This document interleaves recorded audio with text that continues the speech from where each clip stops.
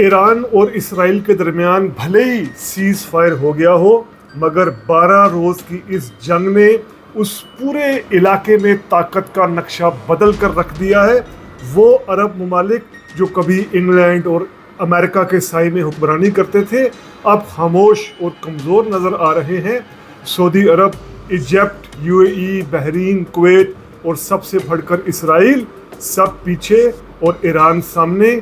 तो ऐसे में क्या बड़ा सवाल खड़ा नहीं हो रहा कि इंग्लैंड और फ्रांस ने जिस मिडल ईस्ट को बनाया, अमेरिका ने जिस मिडल ईस्ट को मजबूत किया, क्या अब वो मिडल ईस्ट ख़त्म हो रहा है?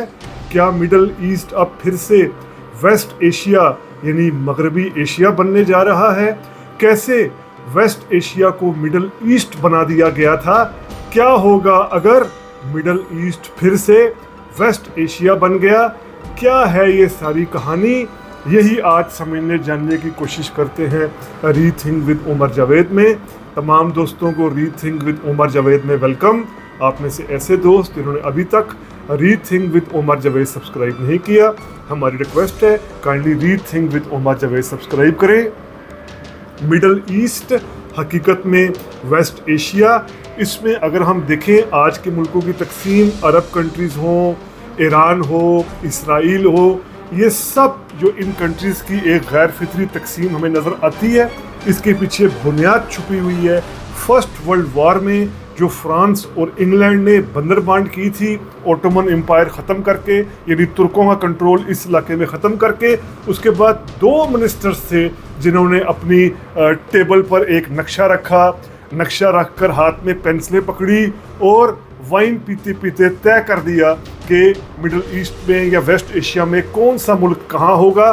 तो एक मिनिस्टर का नाम था साइकस, जो इंग्लैंड का डिप्लोमेट था, ओहदेदार था, और दूसरे मिनिस्टर का नाम था पिको, जो फ्रांस का ओहदेदार था, फ्रांस का ऑफिशियल था। इन्होंने वेस्ट एशिया को बिल्कुल बांट दिया। इसके बाद हमें जो मुल्क नज़र आते हैं आज, जो हमें मिडल ईस्ट या वेस्ट एशिया के ममालिक नज़र आते हैं, चाहे वो सऊदी अरब हो, इराक हो, जॉर्डन हो, इसराइल हो, कुवैत हो, बहरीन हो, यूएई हो, ये सब असल में 1916 के इस साइकस पिको, जो ये आपस में फ्रांस और इंग्लैंड का कार्ड हुआ था, इसके तहत इनको बनाया गया। इनमें से कई मुल्क तो खैर फर्स्ट वर्ल्ड वॉर के बाद बने हैं, लेकिन फिर भी इनकी बुनियाद 1916 में रख दी गई थी और फिर इन सब मुल्कों को मजबूत किया अमेरिका ने। अब ये वेस्ट एशिया मिडल ईस्ट बन गया। ये मिडल ईस्ट बिल्कुल एक कॉलोनियल टर्म है जिसका ना हिस्ट्री से कोई ताल्लुक है ना जोग्राफिया से।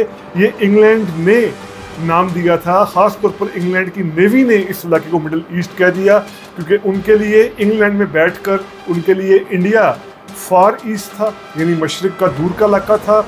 इजिप्ट नियर ईस्ट था, यानी मशरक़ से करीब का। तो ये जो इलाका जो आज की अरब वर्ल्ड है, इसराइल है या पर्शिया, ईरान है, ये मिडल ईस्ट बन गया। अब ये बिल्कुल भी बात हिस्टोरिकली भी सही नहीं है, जोग्राफिकली भी सही नहीं है। यदि अमेरिका में कोई खड़ा हो तो अमेरिका के लिए क्या मिडल ईस्ट क्या होगा, क्योंकि उसके लिए तो एक लिहाज से पूरी दुनिया ही साउथ अमेरिका के अलावा ईस्ट है। या अगर कोई ऑस्ट्रेलिया में खड़ा हो तो उसके लिए ये वाला अरब इलाका मिडल ईस्ट तो नहीं होगा, या जापान में भी खड़ा हो तो मिडल ईस्ट तो नहीं होगा, उसके लिए तो मिडल के इलाके और होंगे ईस्ट के। तो ये मिडल ईस्ट की टर्म देने का मतलब था वेस्ट एशिया को कि ये पूरा इलाका कॉलोनाइज्ड रहेगा इंग्लैंड और फ्रांस, और उसके बाद ख़ास तौर पर अमेरिका के हाथों, यानी गुज़िश्ता 50-60 साल से अमेरिका ने इस पूरे इलाके को कंट्रोल किया है।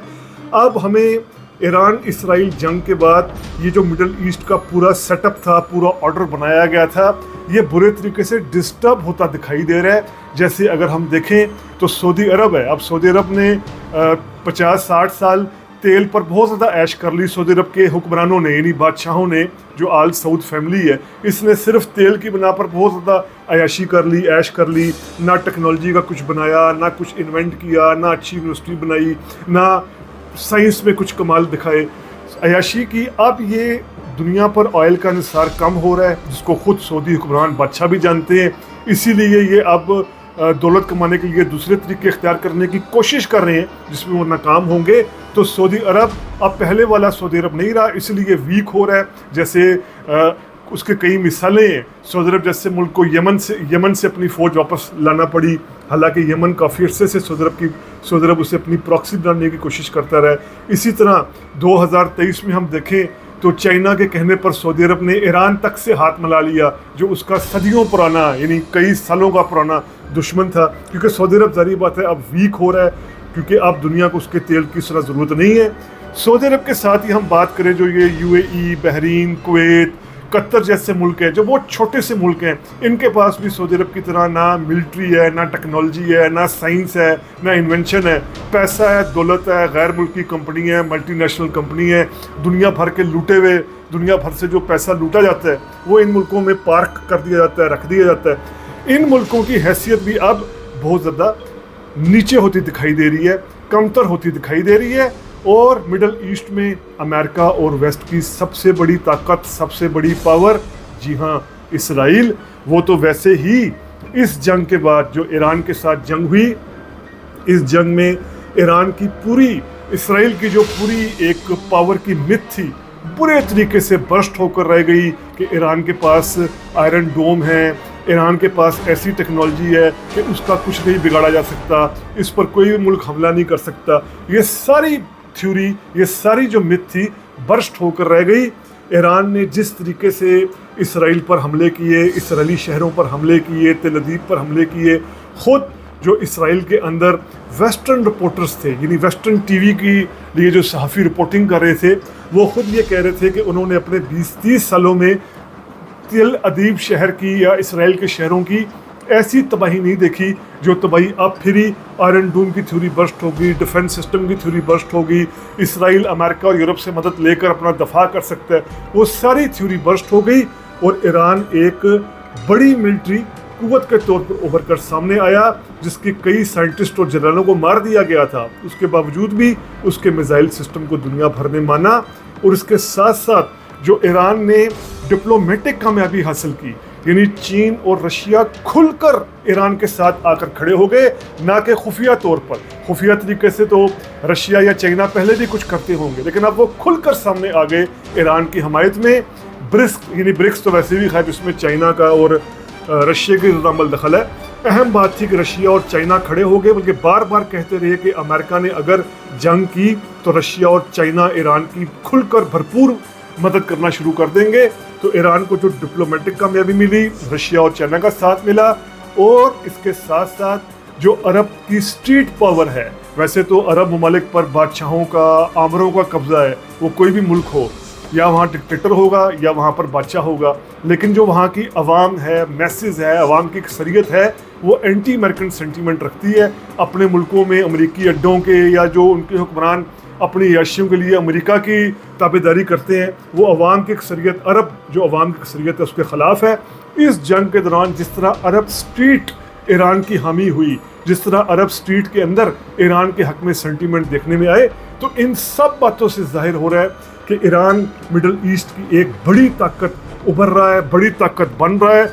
और इससे जो मिडल ईस्ट था, यदि मिडल ईस्ट जो इंग्लैंड, फ्रांस ने, उसके बाद अमेरिका ने जिस तरीके से बनाया था पूरा मिडल ईस्ट का ऑर्डर, ये बुरे तरीके से डैमेज हो रहा है, डिस्टर्ब हो रहा है, क्योंकि अब एक ऐसी ताकत ईरान जो एक तो अरब नहीं है, पर्शियन एक पावर है, पर्शियन सिविलाइजेशन उसकी है। ये पर्शियन सिविलाइजेशन सदियों से, यानी 2,500-3 हज़ार साल की इसकी रिकॉर्डेड हिस्ट्री है। इसने, ये मुसलमान भी हो गए, उसके बावजूद इन्होंने अपना पुराना पर्शियन कल्चर ही जारी रखा। इसके अंदर इस पर्शियन तहजीब ने, सिविलाइजेशन ने अरब वर्ल्ड को भी मुतासिर किया। 12, 13, 14, 15 सेंचुरी में सब कॉन्टिनेंट को मुतासिर किया, एशिया के बहुत से इलाकों को, खित्तों को मुतासिर किया, यानी इम्पैक्ट डाला उन पर पॉजिटिव। अब ऐसा ईरान, ऐसा पर्शिया मिडल ईस्ट की ताकत बनता हुआ दिखाई दे रहा है। तो हम कह सकते हैं कि अमेरिका के और वेस्ट का जो ऑर्डर था, जिसको मिडल ईस्ट कहा जाता था, वो मुकम्मल ख़त्म नहीं हुआ, लेकिन उसके ख़ात्मे का आगाज़ हो गया है। तो हम कह सकते हैं कि ईरान की इमरजेंस के बाद, ईरान की ताकत के बाद, मिडल ईस्ट एक मरतबा फिर वेस्ट एशिया बनेगा, यानी वहाँ से कॉलोनियलिज्म का ख़ात्मा होगा, अमरीकी वेस्टर्न इंटरेस्ट का ख़ात्मा होगा, इनके इशारों पर काम करने वाली जो पपेट शाही हुकूमतें, इनका भी ख़ात्मा होगा। हम उम्मीद करते हैं कि मिडल ईस्ट अब फिर से अपने सदियों पुराने तखस्सुस यानी वेस्ट एशिया की जानिब कदम उसने उठा लिया है। तो ये इस जंग के बाद जो सूरत हाल बनी वेस्ट एशिया में, जो ईरान की इमरजेंस हुई, इसके हवाले से किया गया vlog rethink with Omar Javed के प्लेटफॉर्म के तहत आपके सामने पेश किया गया। उम्मीद करते हैं आपको वीलॉग पसंद आया होगा। अगर पसंद आया है तो काइंडली सब्सक्राइब कीजिए रीथिंक विद ओमर जावेद। शुक्रिया।